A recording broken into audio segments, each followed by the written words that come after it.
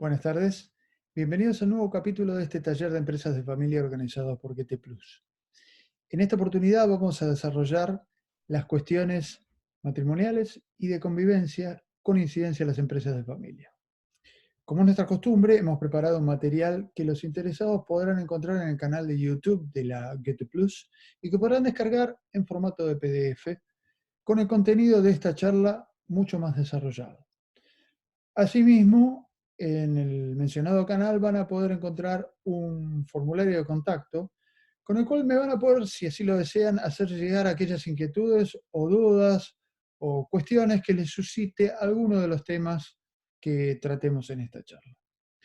Me voy a permitir compartir una pantalla para que podamos seguir el contenido de la charla de hoy, que como ya dije, va a tratar las cuestiones de familia en las empresas familiares. En primer lugar, me gustaría hacer, como hago siempre, un repaso de conceptos, de algunos de los conceptos que hemos visto en algunos de los capítulos anteriores de este taller. En primer lugar, insistir en la necesidad del protocolo de familia como documento contractual de profesionalización de la empresa familiar. El punto de partida de dicha profesionalización que va a girar alrededor de 4 ejes fundamentales que el protocolo familiar va a tratar de regular y preservar, que son los criterios de incorporación a la empresa familiar de los familiares y del mantenimiento de la propiedad de la empresa familiar dentro de la misma familia, procurar la estabilidad de la gestión de esa empresa familiar, planificar y lograr una sucesión ordenada y con la menor cantidad de conflictos posibles, y justamente prevenir la ocurrencia de estos conflictos. Sobre estos 4 ejes fundamentales es que va a pivotear este protocolo familiar como documento de profesionalización de esta empresa, de cada una de las empresas de familia. Asimismo, en oportunidades anteriores hemos trazado la diferencia entre la empresa familiar y la sociedad, que es el vehículo legal, la forma jurídica a través de la cual esa empresa familiar en particular se desenvuelve en el giro de los negocios y se relaciona con terceros y entre sus mismos integrantes. En este punto hemos recordado que la ley prevé distintos o pone a disposición distintos tipos societarios, que es difícil en general y en abstracto decidir cuál es el tipo más adecuado para la organización de la empresa familiar, sino que hay que hacer un análisis en concreto de cada una de las empresas de familia, sus especiales particularidades, para ver cuál tipo se adecua más a sus necesidades, características y requerimientos. Y también hemos visto, y me gustaría recordar, que es fundamental el desarrollo de contratos sociales, estatutos e instrumentos constitutivos de las distintas sociedades familiares a medida. Es común, como vimos en la charla anterior, que las sociedades familiares se organicen en base a estatutos modelos, que son demasiado generales y cuyas previsiones no contemplan las especiales necesidades de cada empresa en particular y mucho menos de las empresas de familia. Por eso es necesario tomarse el tiempo para desarrollar contratos sociales y estatutos sociales que atiendan a las especiales particularidades de cada empresa y que regulen aspectos básicos que van a hacer a la estabilidad de la gestión y al mantenimiento de la propiedad familiar, como son, por ejemplo, las restricciones de los ingresos de terceros a la sociedad de familia o la organización de los distintos directorios y del funcionamiento de las asambleas, o el desempate cuando se producen situaciones de bloqueo que pueden llegar a paralizar una empresa familiar al punto de llevarla a una liquidación forzosa de sus bienes, con la pérdida y la destrucción de riquezas que ello fatalmente provoca. Por eso es fundamental planificar y organizar la empresa de familia en base a estatutos y contratos sociales a medida. Entrando ya en la temática del día de hoy, vamos a ver que el Código Civil y Comercial con vigencia a partir del año 2015 trajo una profunda transformación de los paradigmas de organización de las familias, ya que juntamente, entre muchas otras cosas, juntamente con el matrimonio como forma de organización habitual y tradicional de un proyecto de vida en común, ha regulado las uniones convivenciales. Y es en base a estas dos posibilidades que hoy brinda el ordenamiento legal para que dos personas que deciden encarar un proyecto de vida puedan eh, hacerlo efectivo desde el punto de vista legal, vamos a empezar por tratar las cuestiones específicas del matrimonio.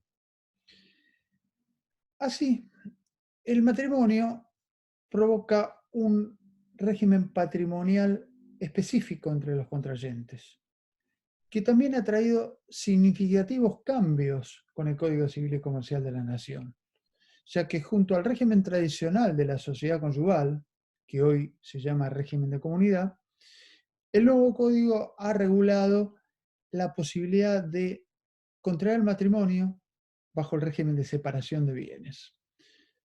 Cambio trascendental, ya que históricamente nunca había existido en nuestro país esta posibilidad, sí muy habitual en ordenamientos jurídicos extranjeros. Bien, dijimos que el matrimonio provoca dos regímenes patrimoniales distintos según se adopte el régimen de comunidad de bienes o el régimen de separación de bienes. Si bien ambos regímenes van a tener algunas cuestiones comunes que van a ser iguales en los dos, como por ejemplo la obligación de los cónyuges de proveer en la medida de las posibilidades de cada uno al sostenimiento del otro, de la vida en común y de los hijos comunes, o la necesidad de prestar asentimiento para la disposición de la vivienda familiar.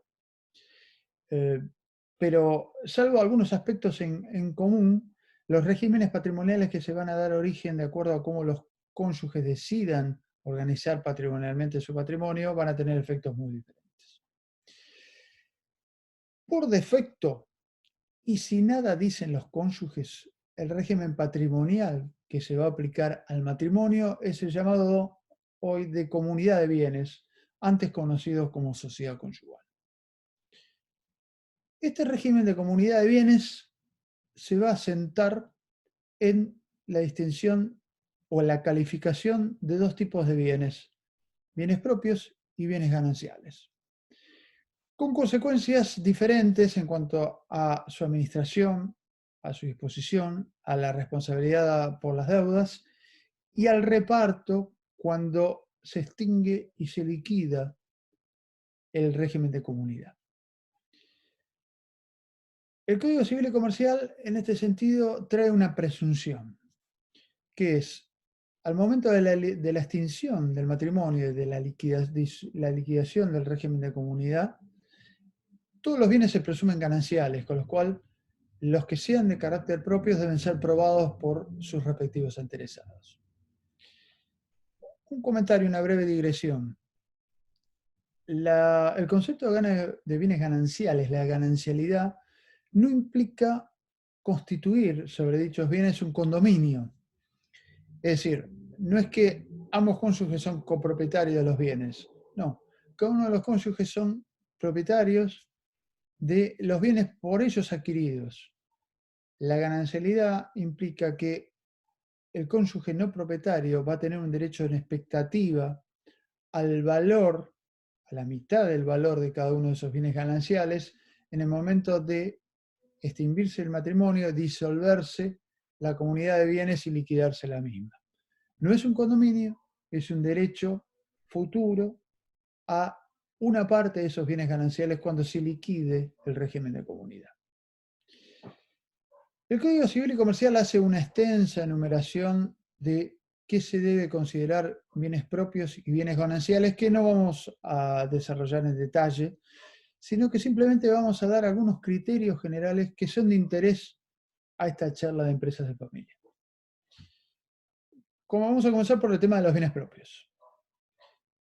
Lo que me interesa que les quede es que los criterios fundamentales para calificar un bien como propio son estos que vamos a mencionar a continuación. Así, son bienes propios todos los adquiridos por cualquier causa o título antes de la celebración del matrimonio. Es decir, aquellos que cada uno de los cónyuges lleva al matrimonio. Y en este sentido, en muchas ocasiones es importante celebrar lo que se llama una convención prematrimonial, en la cual, entre otras cosas, los cónyuges pueden detallar y hacer un inventario de cada uno de los bienes que son de su propiedad y que va a llevar a ese patrimonio. Este inventario a incluir en estas convenciones prenupciales puede ser de destacada importancia para evitar conflictos o dudas sobre qué bien se considera propio o qué bien se considera ganancial, qué se trajo desde antes del matrimonio, qué se adquirió con posterioridad, fundamentalmente de aquellos bienes que puedan llegar a tener valor y que no sean registrables. Se me ocurre mencionar joyas u obras de arte. Es importante para evitar confusiones y conflictos, entonces en este tipo de bienes hacer una convención patrimonial y detallar los bienes propios que cada uno de los cónyuges lleva o con los cuales llega a ese matrimonio. En segundo lugar, van a ser propios aquellos bienes adquiridos con posterioridad al matrimonio, pero siempre y cuando hayan sido por permuta con un bien propio, mediante la inversión de dinero propio, es decir, de dinero que haya traído cada uno de los cónyuges antes del matrimonio, o por la reinversión del producto de la venta de bienes propios. Por ejemplo, si uno de los cónyuges traía desde antes del matrimonio un bien inmueble y con posterioridad al matrimonio vende el mismo y con el producido de esa venta compra otro bien inmueble, este nuevo bien inmueble también va a ser propio. Finalmente, me interesa destacar que van a calificar como bienes propios todos aquellos habidos luego del matrimonio a título gratuito, sea por herencia, por legado o por donación. Y esto es muy importante dentro de las empresas familiares, ya que es frecuente que los fundadores de las empresas familiares planifiquen o busquen planificar de alguna forma su sucesión en vida. Y entre los distintos instrumentos o mecanismos que están a su disposición está el de las donaciones. Y es muy común que así se donen durante la vida de los fundadores las participaciones sociales o una parte de las participaciones sociales de las empresas familiares, de las sociedades familiares. Estas participaciones sociales entonces van a tener calidad de propias, aun cuando el donatario aun cuando el donatario esté casado. Pero no me voy a meter demasiado en las cuestiones sucesorias porque esto lo vamos a ver en el último capítulo de este taller de empresas de familia. Yendo ahora a los bienes gananciales en sí, vamos a destacar 3 puntos en los cuales los bienes van a poder ser calificados como gananciales. Y así van a ser gananciales aquellos bienes adquiridos luego del matrimonio, salvo, por supuesto, que califiquen como propios de acuerdo a alguno de los criterios que mencionamos anteriormente. Van a ser gananciales los frutos de los bienes propios y gananciales de propiedad de los cónyuges. Y también van a ser gananciales los frutos de la profesión, trabajo, comercio o industria de cada cónyuge en sí. Bien, dijimos que la calificación de propios o gananciales tiene distintas trascendencias en cuanto a la administración y disposición de los bienes gananciales, en cuanto al régimen de deudas y en cuanto a la partición de la sociedad conyugal o del régimen de comunidad cuando el matrimonio se extinga. Así, cada cónyuge va a administrar y disponer con absoluta libertad y sin limitación alguna de aquellos bienes que sean propios. La única restricción que el Código Civil y Comercial trae en este punto es la protección de la vivienda familiar. No importa la calificación de los bienes, para disponer de la vivienda familiar, siempre se va a requerir el asentimiento del otro cónyuge. En relación a los bienes gananciales, cada cónyuge va a administrar y disponer libremente de cada uno de los bienes gananciales por él adquiridos. Pero también, en este sentido, el Código Civil y Comercial trae algunas restricciones en protección del cónyuge no propietario.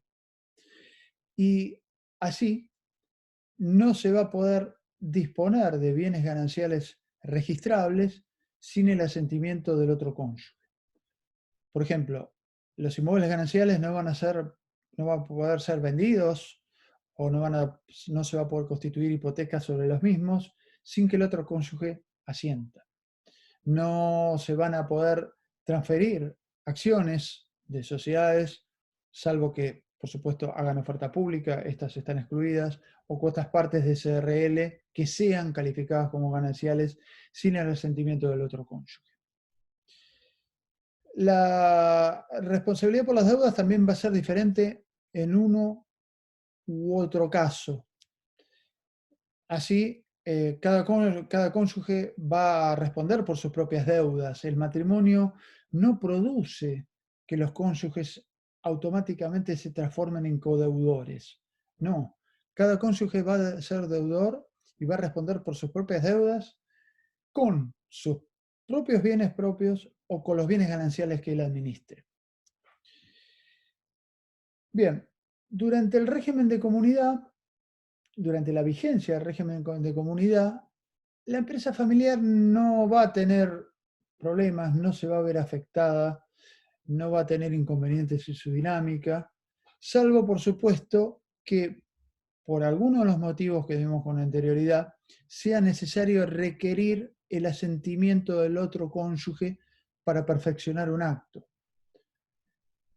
Por ejemplo, esto es de significativa o puede ser de significativa importancia cuando en una sociedad familiar las cuotas partes o las acciones sean calificadas como gananciales y por algún motivo haya que venderlas a un tercero o por algún motivo de reorganización societaria tenga que cambiar las titularidades de estas acciones o cuotas partes. En este sentido, se va a tener que requerir la conformidad del cónyuge no propietario. Salvo estas situaciones muy puntuales, el régimen de comunidad no trae durante su vigencia, no trae problemas en la dinámica de la empresa familiar en sí. Pero estos problemas sí pueden producirse si el matrimonio se disuelve, ya sea por cualquiera de sus motivos, sea por divorcio o por fallecimiento de alguno de los cónyuges. Como dije antes, las cuestiones sucesorias las vamos a dejar para el último capítulo de este taller de empresas de familia y solamente vamos a ver hoy las cuestiones matrimoniales. Y en este sentido, si el matrimonio se disuelve por divorcio y califican como bienes gananciales acciones o cuotas partes de sociedades familiares, estos bienes gananciales, estas participaciones societarias, van a entrar en la liquidación propia de la sociedad conyugal. Y ahí el cónyuge no familiar, no propietario, va a tener un derecho a la mitad de esas participaciones sociales. Por eso, y se va a poder incorporar como socio a esas sociedades familiares. Por eso hay que volver a algo que fue materia de desarrollo en el anterior capítulo de este taller de empresas de familia, y que es el régimen de transferencia o de transmisión de las partes sociales o de las participaciones societarias. Y en eso recordemos que el principio general es de libre transmisibilidad. Las partes societarias, las acciones, las cuotapartes, son libremente transmisibles, sea por actos entre vivos o sea por causa de muerte. No hay restricción alguna. Entonces volvemos a insistir en lo que repetimos con ahínco en el anterior taller de empresas de familia. Es sumamente importante para la preservación de la propiedad de la empresa familiar dentro de los familiares prever y regular restricciones a las transferencias de acciones o de cuotas partes, justamente para evitar que terceros, como puede ser en este caso, en el caso de un divorcio, el cónyuge no integrante de la familia, se incorporen a las sociedades familiares. Y el lugar natural, el mejor lugar para incluir las mismas son los contratos sociales y los estatutos de las sociedades. En esos documentos es donde debemos regular cuáles son las restricciones que vamos a querer introducir en cada una de nuestras sociedades familiares para evitar que terceros se incorporen a las mismas. Si estas restricciones no están contempladas y no están reguladas, los terceros se van a incorporar libremente a nuestras empresas familiares. Y esto es lo que ocurre en los casos de divorcio, cuando son bienes gananciales las cuotas partes o las acciones. El cónyuge no propietario, el cónyuge no familiar, va a tener el derecho a la mitad de esas cuotas partes o acciones y se va a poder incorporar como un socio más a esa sociedad familiar.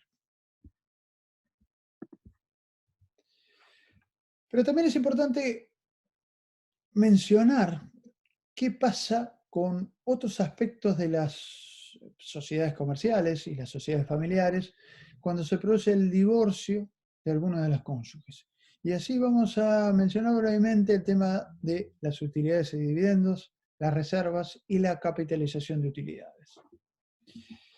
Ahora bien, las utilidades son resultados positivos de la gestión de una sociedad. Resultados que luego los socios van a tener que darle el destino que la ley prevé, por ejemplo, si hay pérdida del capital para recomponer el capital social o para constituir las reservas legales, si se han eh, previsto en los estatutos o los contratos sociales reservas legales para constituir las reservas legales pertinentes, o lo que los distintos socios resuelvan en sus reuniones societarias, que es, por ejemplo, constituir reservas libres, distribuir dividendos o capitalizar utilidades.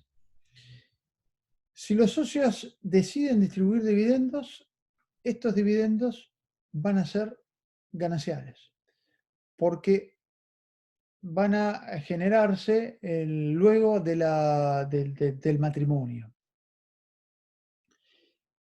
Por ende, es fundamental ver qué ocurre cuando se constituyeron reservas voluntarias. Es decir, cuando la sociedad retuvo parte de las utilidades obtenidas, no las distribuyó y constituyó con las mismas reservas, libres o voluntarias, reservas que, por ejemplo, podrían tener el destino de mejorar la consistencia patrimonial de la sociedad o encarar una inversión futura o algún gasto extraordinario.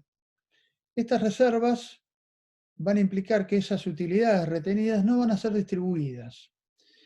Con lo cual, ante una situación de divorcio, se han planteado la duda de si el cónyuge puede, no propietario de participaciones sociales, puede llegar a tener algún derecho en expectativa sobre estas reservas. En general, se entiende que al no ser distribuidas, las utilidades pertenecen a la sociedad. Y si la sociedad, si la reunión de socios decide retenerlas y constituir reservas, el cónyuge no propietario no tiene derecho sobre esas reservas. Alguna opinión considera que esto es así siempre y cuando no existe una situación de fraude. Es decir, ante una proximidad del divorcio, el cónyuge propietario de las participaciones sociales controle la voluntad del órgano de gobierno de la sociedad y constituya reservas justamente para evitar que ese próximo divorcio, que en ese próximo divorcio el cónyuge no propietario tenga algún tipo de expectativa. Si en vez de constituir reservas esa sociedad hubiera distribuido dividendos, esos dividendos serían gananciales. Entonces, salvo ese caso de fraude, que por supuesto el que reclame algún tipo de derecho sobre esas utilidades retenidas como reservas va a tener que probar, las reservas no generan una expectativa o un derecho para el cónyuge no propietario. Finalmente puede ser que la reunión de socios ante la asistencia de utilidades resuelva capitalizarlas, es decir, aumentar el capital social, emitir nuevas participaciones sociales y distribuir estas nuevas participaciones sociales entre los socios. Y esto también ha traído dudas, tanto bajo la vigencia del anterior Código Civil como del nuevo Código Civil y Comercial, que lamentablemente no han sido muy precisos en la regulación de este punto. Y así se vacila cuál es la situación en el caso de que las participaciones sociales califiquen como bienes propios y la reunión de socios decida capitalizar utilidades y aumentar el capital social, con lo cual ese socio va a recibir más acciones o más cuotas partes según el tipo societario del que se trate. Y en ese sentido se discute si ante una situación de divorcio el cónyuge no propietario va a tener algún derecho sobre esas mayores cuotas partes generadas como consecuencia de la capitalización de utilidades. Y en este sentido se sostiene que si las acciones de una sociedad son bienes propios y se capitalizan a utilidades, estas mayores acciones, estas nuevas acciones emitidas como consecuencia del aumento de capital, van a también tener calidad de bienes propios y el cónyuge no propietario no va a tener en consecuencia ningún derecho sobre las mismas. Y ni siquiera va a tener derecho a recompensa, dado que para la capitalización de utilidades, esas utilidades nunca fueron distribuidas, sino que pertenecían a la sociedad, como dijimos antes, y que por ende no se utilizaron para capitalizar utilidades bienes que hayan sido gananciales. Bien, además de las cuestiones que pueden producirse en el momento de disolverse el matrimonio por divorcio, otra de las consecuencias que un divorcio puede traer sobre los cónyuges en sí y que puedan de alguna manera afectar a una empresa de familia es la llamada compensación económica. Y acá nos encontramos nuevamente con un instituto que es una absoluta novedad del Código Civil y Comercial y que antes no había existido en nuestro derecho.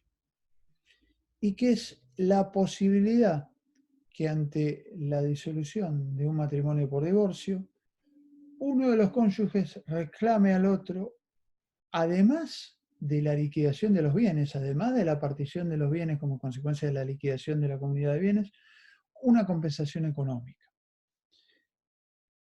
¿Qué es esto?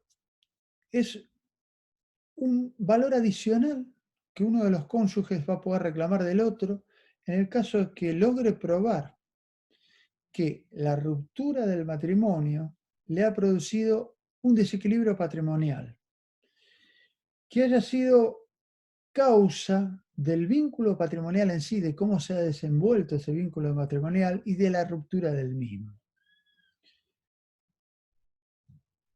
El Código Civil y Comercial de la Nación trae conceptos generales, lo que se llaman conceptos jurídicos indeterminados, es decir, fórmulas que después cada juez que evalúe cada caso particular va a tener que traducir en función de las particularidades que ese caso trae o presenta. Estos conceptos jurídicos indeterminados van a producir que cada juez tenga que completarlos con los hechos particulares de cada caso. Pero para ello, el Código Civil y Comercial, en el punto de la compensación económica, trae o menciona algunos parámetros. No son exhaustivos, no son taxativos, puede haber otros. Pero le da al juez algunos lineamientos para que evalúe si la ruptura de un matrimonio le produjo a alguno de los cónyuges el derecho o le dio a alguno de los cónyuges el derecho de reclamar una compensación económica. Vamos a mencionar y hacer algunos breves comentarios de algunos de los parámetros que trae el Código Civil y Comercial. En primer lugar, el Código Civil y Comercial manda al juez evaluar el estado patrimonial de cada uno de los cónyuges al inicio y a la finalización de la vida matrimonial. Y esto tiene o está correlacionado con el régimen de comunidad de bienes, ya que por supuesto que no va a ser va a ser la misma situación en aquellos matrimonios en los cuales durante la vigencia del régimen matrimonial se incorporaron una cantidad importante de bienes gananciales que produce que la liquidación le deje a ambos cónyuges con un patrimonio que ahora sí va a ser propio de significación, que aquellos matrimonios que no han logrado incorporar bienes durante la vigencia del matrimonio, que no han logrado acumular bienes gananciales y que por ende no hay bienes que partir, o que los bienes gananciales para partir son muy pocos. En segundo lugar, el Código Civil y Comercial le ordena al juez meritar o juzgar la dedicación que cada cónyuge brindó a la familia y a la crianza y a la educación de los hijos durante la convivencia, y la que luego de la ruptura del matrimonio va a tener que seguir prestando. Y esto apunta a lo que era el esquema tradicional de familia, en el cual tal vez el padre se ocupaba de los negocios, de la profesión o de la empresa familiar, y la madre abandonaba su propio trabajo, dejaba de trabajar, dejaba su profesión y sacrificadamente se ocupaba de la organización del hogar y luego con la llegada de los hijos de la atención, de la educación y de la crianza de los mismos. En los matrimonios de larga duración puede ser que esta organización o este modelo de familia haya llevado que el cónyuge que siguió ejerciendo su profesión o participando activamente, por ejemplo, en una empresa familiar, esté en muchas mejores condiciones de enfrentar la vida separadamente y por sí, que aquel otro que se dedicó exclusivamente al hogar y que por un tiempo prolongado abandonó inclusive hasta su profesión, no se actualizó, no desarrolló su comercio o lo dejó. Justamente para compensar este desbalance es que el Código Civil y Comercial ahora permite a los jueces evaluar cómo ha sido ese modelo de familia y ver si cómo estuvo organizada la vida del matrimonio produjo un desbalance y en su caso, si ese desbalance se produjo, compensarlo. Compensarlo siempre adicionalmente a los bienes que le pueda llegar a corresponder a los cónyuges como consecuencia de la liquidación de los bienes gananciales. Como otro de los parámetros que menciona el Código Civil y Comercial de la Nación está la edad y el estado de salud de los cónyuges y de los hijos. Por supuesto que no es lo mismo un matrimonio joven que se divorcia al poco tiempo de haber contraído matrimonio que un matrimonio que ha estado unido durante 30 años. No es lo mismo la posibilidad de encarar sus vidas separadamente luego de un transcurso de tiempo tan prolongado. Asimismo, el juez tiene que evaluar las respectivas capacitaciones laborales de cada uno de los cónyuges y la posibilidad de acceder a un empleo que los cónyuges van a tener luego del divorcio. Y en este sentido volvemos a lo mismo, va a depender de cómo ha estado organizada esa particular familia, si solo uno de los cónyuges continúa durante la vigencia del matrimonio trabajando, capacitándose, incorporando nuevas calificaciones, nuevas certificaciones, o no lo hizo. O si ambos cónyuges tuvieron esa posibilidad de hacer porque se repartieron los trabajos y las cargas de cuidar a los hijos y de la crianza y la educación de los hijos. No es lo mismo aquel cónyuge que se ha mantenido activo, ejerciendo su profesión, ocupándose de su empresa, como aquel cónyuge que ha abandonado todo y se ha dedicado exclusivamente a su familia y 20 o 30 años después se encuentra divorciado. Ese cónyuge va a tener serias dificultades para insertarse nuevamente en el mercado laboral por muchos motivos. Su abandono por ahí tal vez de su profesión, su falta de actualización o su edad. Los jueces también van a tener que evaluar la colaboración que cada uno de los cónyuges haya prestado, muchas veces desinteresadamente, a las actividades del otro, sean mercantiles, sean industriales o sean profesionales. Y este punto sí tiene que ver mucho con la organización de cada empresa de familia en particular. O sea que, como vimos en la oportunidad anterior, en el capítulo anterior, cada empresa de familia puede tener una particular visión sobre de qué manera deben participar los no familiares, si es que tienen algún tipo de participación.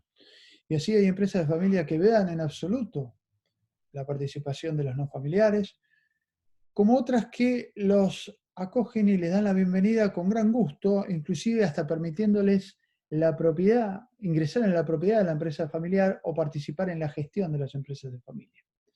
En el medio podemos encontrar, por ejemplo, situaciones en las cuales uno de los cónyuges, si bien no se incorpora a la propiedad de la empresa familiar, sí colabora formal o informalmente y de manera desinteresada en las actividades del otro cónyuge y en las actividades de la empresa familiar. Bueno, esto va a tener que ser particularmente evaluado, cómo estuvo organizada esa empresa de familia y qué injerencia tuvo el cónyuge no propietario o no familiar en la misma. ¿Pudo acceder a la propiedad? ¿Pudo desempeñarse en la gestión o como empleado de esa empresa familiar? No pudo nada de eso, pero sí colaboró de forma desinteresada. Bueno, todos estos aspectos van a tener que ser evaluados en concreto y van a permitir al juez tratar de formarse una convicción sobre aquel cónyuge que tal vez participó desinteresadamente y con mucho esfuerzo en una empresa familiar, si realmente va a tener derecho o si va a poder reclamar algún tipo de compensación en la ruptura del matrimonio. Finalmente, el último criterio que el Código Civil y Comercial fija o menciona para que los jueces evalúen la procedencia o no de una compensación económica es la atribución de la vivienda familiar y si esa vivienda familiar es un bien que califica como ganancial o propio o un inmueble arrendado. En este sentido, no va a ser lo mismo que uno de los cónyuges se le atribuya la vivienda familiar, porque esto va a incidir en la importancia del cálculo de una eventual compensación económica que se le pueda llegar a otorgar. Con estos parámetros o algunos otros que el juez sabrá encontrar o que las partes sabrán proponerle, es que ante un divorcio, un juez va a evaluar, si es que alguno de los cónyuges así lo propone, la procedencia o improcedencia de otorgar una compensación económica. Y esta compensación económica puede asumir distintas modalidades. Así puede ser que un juez le imponga a uno de los cónyuges en favor del otro el pago de una suma única, o puede ser que le imponga el pago, por ejemplo, de una renta periódica por un tiempo determinado o indeterminado. Es algo que cada juez va a tener que decidir en un caso particular o que, por supuesto, los excónyuges pueden eventualmente ponerse de acuerdo. La posibilidad de que el cónyuge que se sienta perjudicado por el modelo de familia o por la forma como se organizó la vida familiar durante la vigencia del matrimonio tenga para reclamar esa compensación económica, va a tener un plazo, va a sufrir una caducidad, no se va a poder reclamar en cualquier momento. Y así el cónyuge que se crea con derecho va a tener un plazo de caducidad de 6 meses desde que queda firme la sentencia de divorcio para formular judicialmente su pretensión a que se le pague una compensación económica como consecuencia del divorcio. Finalmente, sobre este punto, quiero mencionar por qué desarrollamos este tema de la compensación económica en relación a la empresa de familia. Si la compensación económica la debe uno de los cónyuges al otro, ¿qué tiene que ver la empresa familiar en esto? Y lo que tiene que ver es lo que vamos a explicar seguidamente. Puede ser que el cónyuge deudor de esa compensación económica tenga acciones o cuotas partes que sean bienes propios en la sociedad de familia. Al ser bienes propios, estas participaciones societarias no van a entrar en la liquidación propia de la régimen de comunidad ante el divorcio. Van a seguir siendo propios del cónyuge propietario. Pero, si como consecuencia del planteo de la compensación económica, el cónyuge no propietario tiene derecho a cobrar una suma de dinero del cónyuge propietario, uno de los bienes que va a poder ejecutar para hacerse efectivo ese cobro van a ser justamente las cuotas partes y las acciones de esa sociedad familiar. Con lo cual, si alguno de los cónyuges no propietario o no familiar se le concede por un juez una compensación económica, ese cónyuge podría ejecutar las acciones o cuotas partes propias de su excónyuge y así cobrarse. Pero de esta forma podría inclusive hasta terminar incorporándose a la sociedad familiar como socio. Y acá, una vez más, insistimos en la decisiva importancia para la preservación de la propiedad familiar, de la propiedad de la empresa familiar dentro de la familia, en contemplar restricciones a los ingresos de terceros, en este caso del cónyuge no familiar, a las sociedades familiares. Si estas restricciones no están consideradas y no están reguladas en los contratos sociales o los estatutos de las sociedades, ese cónyuge no familiar que ejecuta las cuotas partes o acciones de una sociedad familiar para cobrarse una compensación económica podría terminar siendo socio de esa sociedad de familia. Bien. Al comienzo del desarrollo sobre las cuestiones que el matrimonio trae sobre las empresas familiares, mencionamos que el régimen patrimonial del matrimonio hoy permitía algo que históricamente no fue admitido en la legislación argentina y que introdujo el Código Civil y Comercial de la Nación. Y que es que los cónyuges opten por el régimen patrimonial de separación de bienes. Y esto es una opción. Si no la ejercitan, el régimen por default o subsidiario es el de comunidad de bienes. Si quieren que su matrimonio esté organizado en base a la separación de sus patrimonios, en la separación de los bienes, tienen que optar expresamente, sea en una convención prematrimonial, sea al momento de contraer matrimonio, o en cualquier momento luego del matrimonio, pueden también cambiar el régimen patrimonial y pasar de un régimen de comunidad a un régimen de separación. Pero tiene que ser una opción. Si no lo hacen, el régimen por default, como mencionamos, es el de comunidad de bienes. Y este régimen de separación de bienes es sin duda alguna el más favorable para las empresas de familia, ya que el cónyuge no familiar no va a poder tener ningún derecho sobre el patrimonio que el otro cónyuge incorpore. El régimen de separación patrimonial entonces es el más amigable o el más adecuado para la organización de la empresa familiar, pero hay que tener en cuenta un principio básico del derecho, que la elección del régimen patrimonial de matrimonio es una decisión personalísima de cada uno de los cónyuges que no puede ser impuesta, es decir, la familia no le podría obligar legalmente a alguno de sus integrantes a optar por el régimen de separación de bienes. Tiene que ser una decisión voluntaria, una opción voluntaria y libremente tomada. No se le puede legalmente obligar a hacerlo. Y esta separación de los patrimonios va a implicar que no va a haber bienes comunes, no va a haber bienes gananciales. Todos los bienes que adquieran los cónyuges luego del matrimonio van a ser propios. Con los cuales, al momento de la disolución del matrimonio, no va a haber patrimonio común que partir. No va a haber ganancialidad, no va a haber liquidación de la sociedad conyugal. Cada uno de los bienes durante la vigencia del régimen de separación, cada uno de los cónyuges durante la vigencia del régimen de separación de bienes va a administrar y disponer libremente de los bienes que adquiera. La única restricción es siempre la misma, la protección de la vivienda familiar.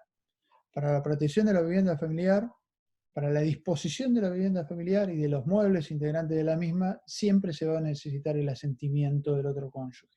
no importa el régimen patrimonial del matrimonio con el cual nos encontremos.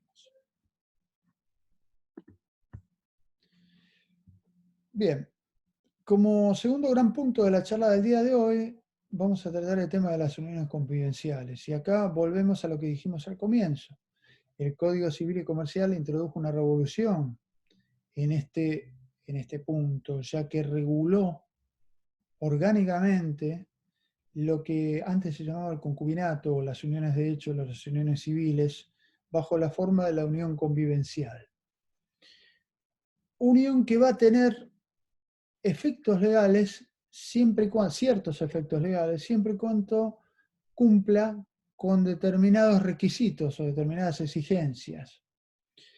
Así, esta unión va a tener que ser notoria, no, los contrayentes, mejor dicho, los convivientes van a tener que ser mayores de edad, no van a poder existir parentesco entre los mismos, va a tener que ser estable, es decir, que solo aquellas uniones que al menos tengan un mínimo de duración de 2 años van a tener reconocimiento legal. Estas uniones convivenciales pueden probarse por cualquier medio de prueba, pero para facilitar esto, el código permite que sean inscriptas en los registros públicos y en los registros que correspondan a los bienes si es que se efectuó algún pacto de convivencia. Pero tenemos que ser claros, la unión convivencial no crea un régimen patrimonial entre los convivientes. Esto es una diferencia fundamental como consecuencia de una diferencia fundamental en relación al matrimonio. No hay un régimen patrimonial específico de las uniones convivenciales. Pero sí, los convivientes pueden decidir, si así lo desean, efectuar lo que se llama pactos de convivencia, en los cuales sí pueden regular cómo se van a administrar los bienes que se adquieren con posterioridad al inicio de la convivencia, o cómo se van a distribuir si la convivencia cesa. Si estos pactos de convivencia son inscriptos, van a poder ser oponibles entre los mismos cónyuges y a los terceros. Si estos pactos de convivencia no existen, la unión convivencial no crea un régimen patrimonial entre los convivientes. Es decir, cada conviviente va a ser propietario y va a administrar y disponer libremente de los bienes que adquiera luego al comienzo de la convivencia. La única limitación va a ser la vivienda familiar en aquellas uniones convivenciales que hayan sido inscriptas. En estos casos, para disponer de la vivienda familiar, se va a necesitar el asentimiento del otro conviviente. Los problemas patrimoniales en una unión convivencial, ya dijimos que no hay un régimen patrimonial, pero sí pueden producirse en el momento de la cesación de la convivencia, la ruptura de la convivencia. Y se pueden producir en aquellos casos en los cuales tal vez uno de los convivientes haya aportado dinero o bienes para adquirir determinados bienes que en definitiva hayan quedado formalmente inscriptos a nombre del otro integrante de la unión convivencial. Es decir, uno de los convivientes aportó recursos, pero solo el otro figura como el propietario de esos bienes. Para prevenir el desequilibrio o el perjuicio que aquel que aportó de buena fe sus recursos, su dinero, por ahí vendió bienes propios para que el otro integrante de la convivencia adquiera bienes bajo su nombre, para tratar de corregir los desbalances que se pueden producir.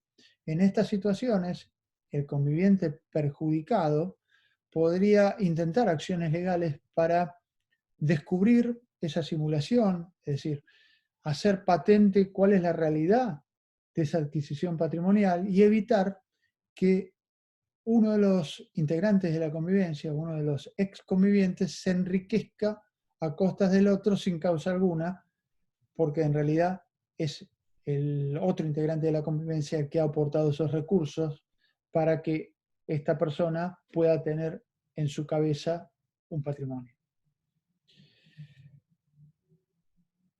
¿Qué incidencia pueden llegar a tener las uniones convivenciales sobre las empresas de familia? Este va a ser el último punto de la charla del día de hoy.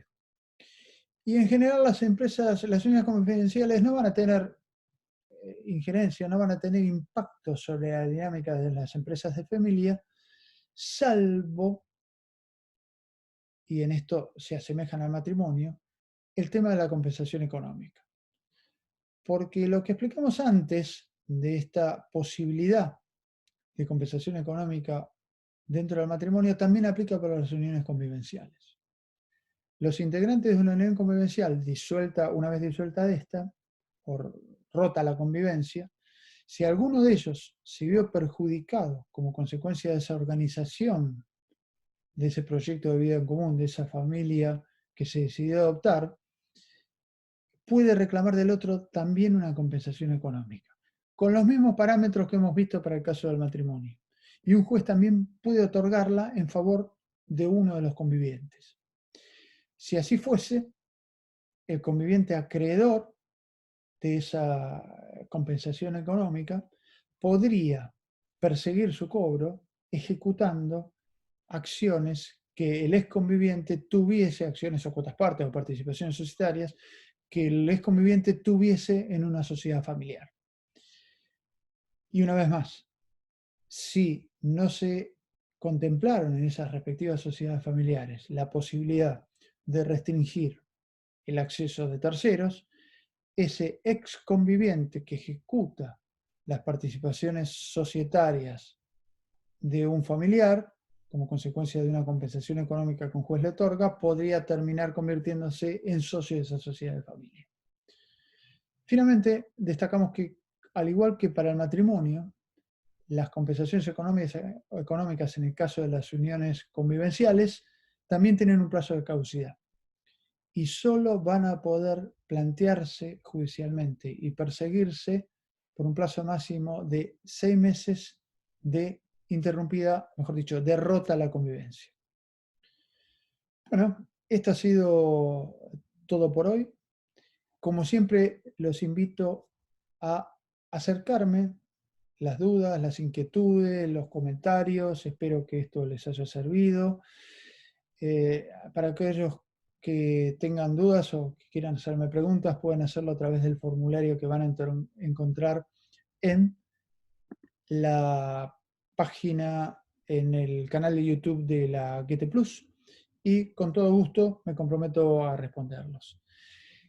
Nos queda un solo módulo de este taller de empresas de familia que va a versar sobre cuestiones típicamente sucesorias y la manera que tienen las empresas familiares para planificar su sucesión. Muchas gracias nuevamente, ha sido una vez más un placer estar con ustedes y los espero con motivo de la última charla. Gracias.